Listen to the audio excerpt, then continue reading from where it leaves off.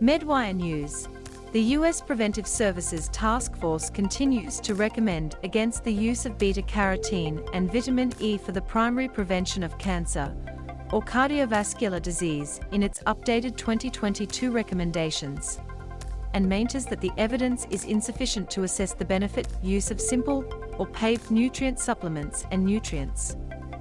Although more recent evidence has been evaluated, the USPSTF has reached the same conclusions as in 2014, and the current recommendation statement complies with the 2014 recommendation, writes the working group in Jama. The updated declaration is based on a systematic review led by Elizabeth O'Connor and her colleagues, and the same review, which included 84 studies, including 52 published since the 2014 recommendations, evaluating vitamin and mineral supplementation for the prevention of cancer, or MCV. A grouped analysis of 4 randomized controlled trials with 94,830 participants showed that beta-carotene supplementation with or without vitamin A was associated with a significantly increased risk of lung cancer, while an analysis of 5 ECRs with 94,506 participants has shown an association with significantly high CVD mortality risk.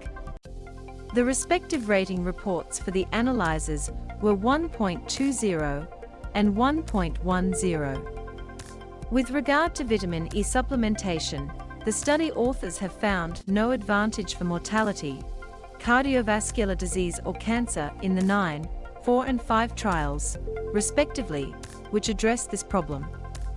But 2 of the 4 studies indicating hemorrhagic cerebral vascular accidents have shown a significantly increased risk for the result and associated mortality in users of vitamin E. The working group therefore concludes with moderate certainty that there is no clear advantage of vitamin E supplementation in the preventive framework. The systematic journal has shown a significantly lower cancer risk with the use of multivitamins, but this observation was based on 4 ECRs, only 3 of which were adequately supplied. 1 had a median of only 3.6 years of use multivitamin, and 1 was limited to antioxidants, Prudence O'Connor and co-authors. This led the USPSTF to conclude that the current evidence is insufficient to assess the balance of benefits and harms of the use of multivitamin supplements, a conclusion that was also applied to the use of single or paired nutrient bases based on the evidence. The USPSTF stresses that these recommendations apply to community dwelling